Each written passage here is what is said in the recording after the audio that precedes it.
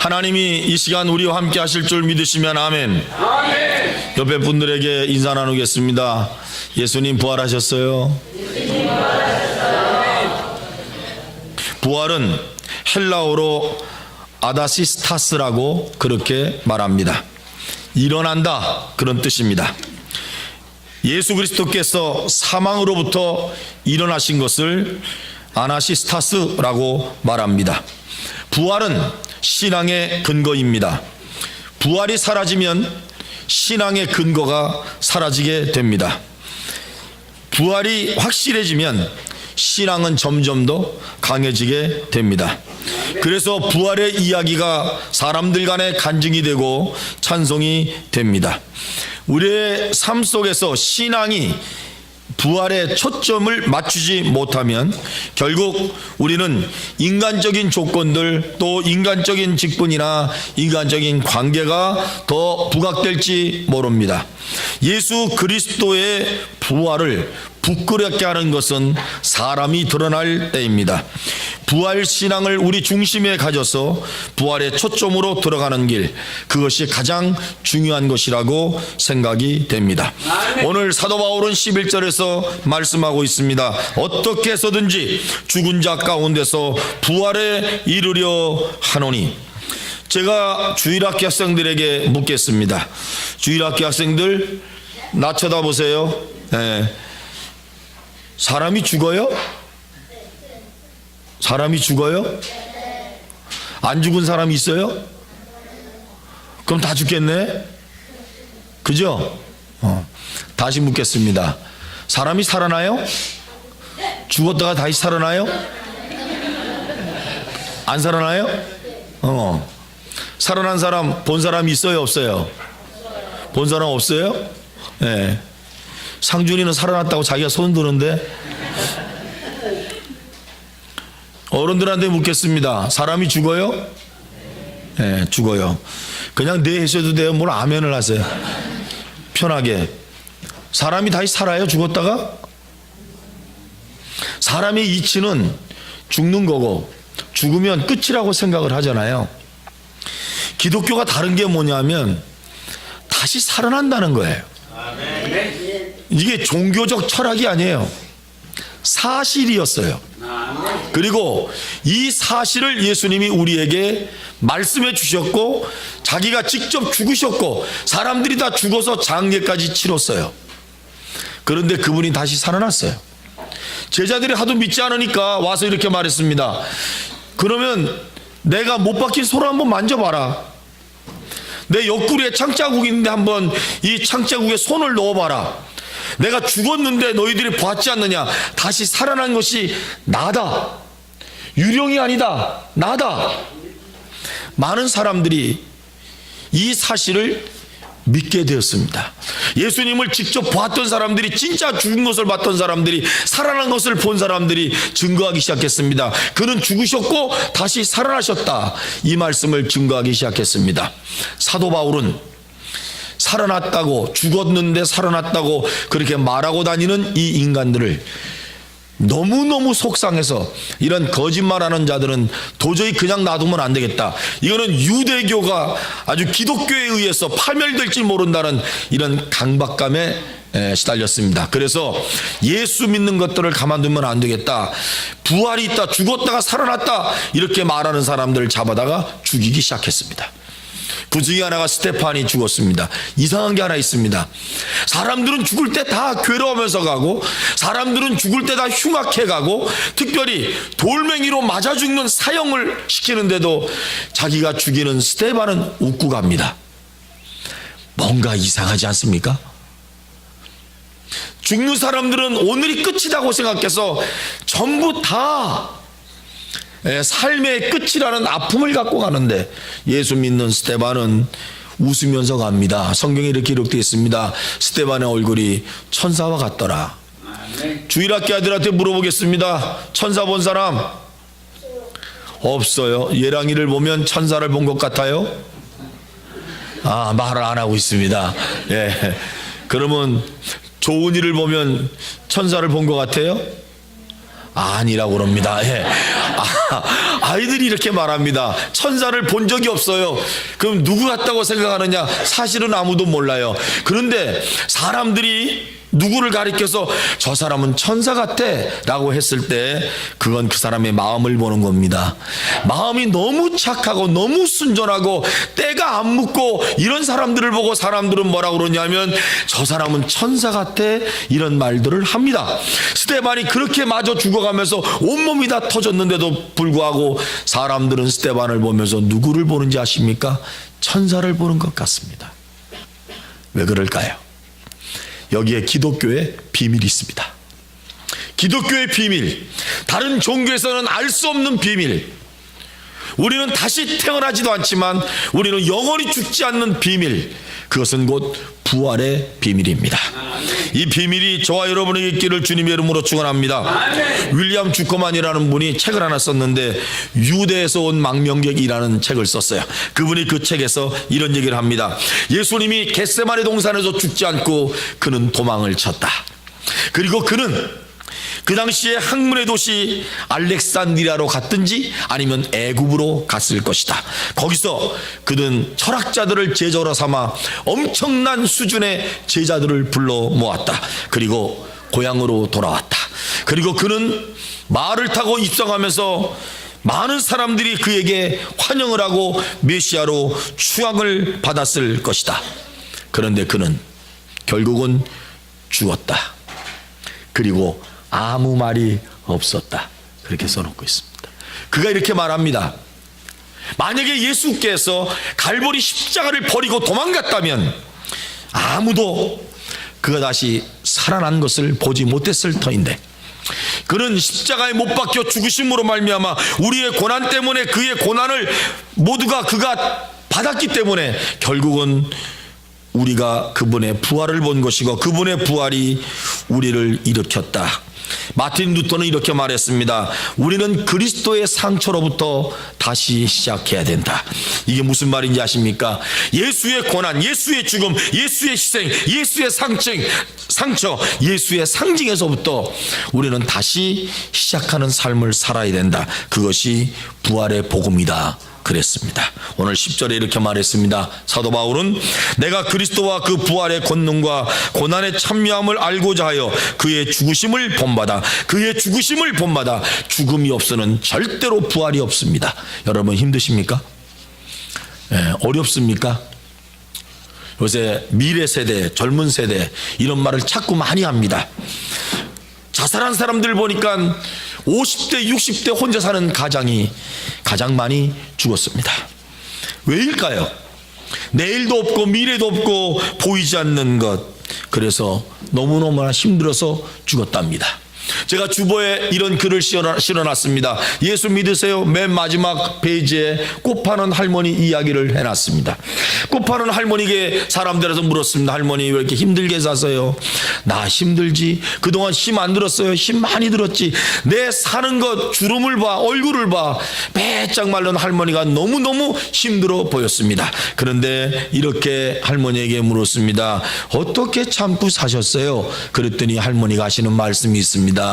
나는 교회를 다니고 예수를 믿는데 예수님의 십자가를 바라보면서 난 그런 생각을 했어. 십자가에 죽으신 다음에 예수님이 3일 만에 살아나셨더라고.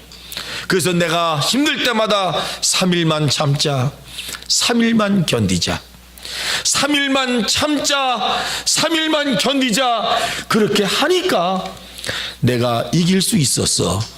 3일이 지나면 부활이 오는 거야. 여러분 믿으십니까? 참고 견디고 고난의 아픔이 와도 3일 동안 죽음을 맞아도 그러나 3일이 지났으면 여러분 우리에게 부활의 역사가 오는 줄로 믿습니다. 12절 말씀에 말씀합니다. 이미 내가 얻었다 함도 아니요 온전히 이루었다 함도 아니라 오직 내가 그리스도 예수께 잡힌 바 된 그것을 잡으려고 달려가노라. 그렇게 말씀했습니다. 여러분 사도 바울 아시죠? 그는 이렇게 자기 자신을 말했습니다. 사실 사도 바울을 보면 지극히 높은 자죠. 그리고 공부 굉장히 많이 했습니다. 그 당시에 대학원까지 공부하는 사람 없습니다. 그런데 사도 바울은 그런 공부도 했습니다. 그리고 시민권도 유대인이었지만 로마의 시민권이 있었습니다. 전 세계를 마음대로 다닐 수 있었던 통행권, 로마 시민권. 가장 주권이 강했던 나라 로마의 시민권까지 있었습니다. 공부 잘했죠, 많이 했죠, 로마 시민권이 있었죠, 바리새파죠. 사도 바울을 보면 따질 것 없이 위대한 사람이었습니다. 근데 그는 이렇게 말했습니다. 나는 사도 중에 가장 작은 자입니다. 나는 모든 성도 중에 지극히 작은 사람입니다. 만삭되지 못해서 태어난 사람입니다. 나는 죄인 중에 괴수입니다. 여러분, 왜 그렇게 겸손하게 사도 바울이 말하고 있습니까? 기억하십시오. 부활은 죽음에서 나는 겁니다. 부활은 죽지 않으면 이루어지지 않는 것입니다. 여러분, 고린도후서에 보면은 말씀합니다. 사도 바울이 분명히 말씀했습니다. 너희가 산다는 것을 모르느냐? 참으로 어리석구나. 땅에 심겨지는 것이 있다. 심겨지는 것은 모두 다 죽은 것 같지만 땅속에 들어가서 죽어야 새싹이 나오는 것이다. 죽음이 없으면 결코 사람이 부활할 수가 없습니다. 사도 바울의 이야기를 그대로 보면 부활은 죽음에서 나는 것입니다.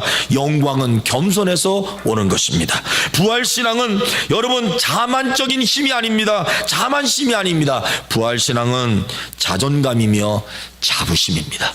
예수 믿는 저와 여러분들 세상 사람들보다 못 살 수 있고 아플 수 있고 힘들 수 있습니다. 그런데 이 부활신앙을 가지면 우리가 이겨나갈 수가 있습니다. 아멘. 여러분, 예수 그리스도를 통해 이겨나가시기를 주님의 이름으로 축원합니다. 아멘. 부활신앙 있으십니까? 아멘. 두 손 꽉 잡으시고 아싸 한번 합니다. 시작 한번 하세요. 시작. 주일학교 애들은 왜 안 하냐? 다시 이쪽에 오신 분도 다 두 손 꽉 잡고, 꽉 잡을수록 앞에 사람 치지 마시고 그냥 자기 혼자. 이게 자존감이고요, 자신감입니다. 시작. 할렐루야. 부활신앙은 달려가는 신앙이다. 세 번째 말씀입니다. 런던에 올림픽이 있었을 때 유도의 금메달리스트 가운데 김재범이라는 선수가 있었습니다. 금메달 딴 후에 그는 기자들한테 이렇게 말했습니다. 저는 지금 왼쪽을 제대로 쓰지 못합니다. 연골판이 찢어진 왼쪽 무릎은 통증이 너무 심해서 연골 주사를 매일 맞고 연습을 했습니다. 그리고 심각한 관절염 증세를 보이고 있습니다. 양손 10개 손가락 힘줄이 다 늘어나서 이 힘줄이 펴지지도 않았습니다. 고질적인 허리 통증이 얼마나 큰지 모릅니다. 주치의는 저에게 이렇게 말했습니다. 제대로 검사를 한다면 어깨와 팔꿈치만으로 최저장애 등급 6등급을 당신은 받을 수 있습니다. 이렇게 말했습니다. 의학적으로 저는 중환자였습니다. 그러나 나는 장애의 몸으로 금메달을 땄습니다. 그리고 그는 이렇게 고백하고 있습니다. 나는 항상 기도했습니다. 자나깨나 기도했습니다.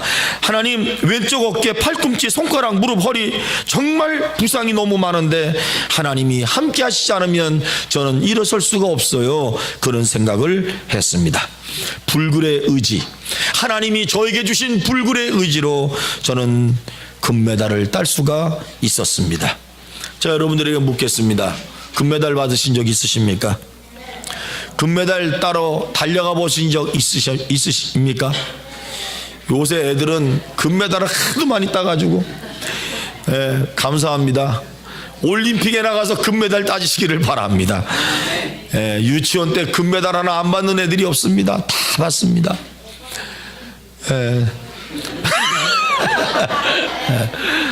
금메달 못 받는 사람도 있어요.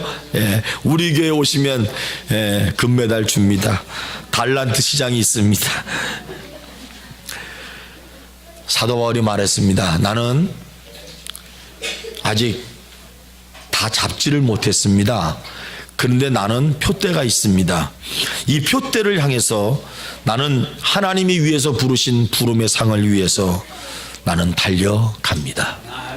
사랑하는 성도 여러분, 부활신앙은 달려가는 겁니다. 부활신앙은 쓰러져도 일어나는 것입니다. 약해서 쓰러지고 넘어져서 이게 끝이라고 말하는 것이 부활신앙이 아닙니다. 나는 다시 일어날 수 있다고, 나는 다시 새 힘을 얻을 수 있다고, 그런 용서됨이 우리 안에서부터 치솟아 오르는 것이 부활신앙입니다. 지금은 하늘나라 가신 이어령 장관의 딸 이민아 목사님 얘기를 마지막으로 제가 말씀을 마치려고 합니다. 그분이 땅에서 하늘처럼 이라는 책을 출간했습니다. 위암 말기 환자로 투병하면서 자기 영성을 적은 책입니다. 그녀는 들어가는 글에서 부활신앙을 이렇게 고백했습니다. 저를 사랑하시는 능력의 하나님이 그동안 저의 질병을 여러 번 고쳐주셨기 때문에 이번에도 또 고쳐주시리라 저는 믿습니다.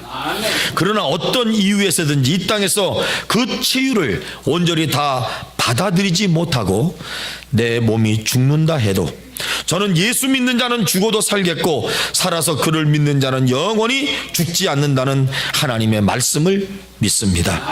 그 말씀 속에서 죽음은 이미 권세를 잃었고 저는 죽음이 더 이상 두렵지 않습니다. 제게는 예수의 십자가에서 주신 승리가 관념적이거나 종교적인 것이 아닙니다. 저는 실제적인 것입니다.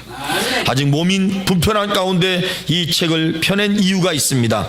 이 땅에서 암 같은 질병의 선고를 받고 삶이 다 했다고 생각하는 사람, 절망에서 신음하는 사람, 영과 육의 부서짐으로 고통받고 있는 분들, 소망을 잃은 분들에게 예수께서 이미 우리에게 주신 하나님 나라를 저는 보여주고 싶기 때문입니다. 그녀는 비록 떠났지만 살과 죽음을 넘어서 부활 생명에 이른 삶을 우리들에게 보여주고 있습니다. 저는 우리 성도들에게 부탁할 말씀이 있습니다. 제가 늘 강조하지만 신앙은 부활신앙입니다. 부활신앙이 없으면 아무것도 할 수 없습니다. 나는 다시 살 수 있다, 나는 다시 일어날 수 있다, 나는 그 길을 향해서 달려갈 수 있다. 이 믿음 가지고 복된 부활의 성도님들이 되시기를 예수님의 이름으로 축원합니다. 살아계신 하나님 감사합니다. 주 말씀 들었습니다. 감사합니다. 오늘 우리가 부활신앙을 갖고 부활에 이르노라, 내가 달려가노라, 이 말씀을 했던 바울과 같은 신령한 은혜를 다 소유할 수 있도록 축복해 주옵소서. 예수님의 이름으로 기도드립니다. 아멘. 자리에서 다 같이 일어나셔서 찬송가 171장 1절만 부르겠습니다. 예수 그리스도 부활하신 이 기쁨을 마음에 품고 찬양합니다. 님의 고생자 예수 날 위하여 오시었네. 내 모든 죄 사시려고 십자가 지셨으나 사셨네. 살아계신 주 나의 참된 소망, 두려움이 사라지네. 사랑해 주네 발길이 노하니 내 모든 삶의 기쁨 늘 충만하네. 이제는 우리 주 예수님의 무한하신 은혜와 극진하신 하나님 아버지의 사랑하심과 성령님의 감동감화 위로하시는 교통하시는 역사가 오늘 이곳에 처음 온 당신의 사랑하는 생명들 발걸음 위에와 그리고 이 자리에 엎드린 어린아이들, 학생들, 청년들, 장년들 머리 위에와 그리고 대한민국 이 민족 위에 이제부터 영원토록 함께 하옵시기를 우리 주 예수님의 이름으로 간절히 축원하노라. 아멘.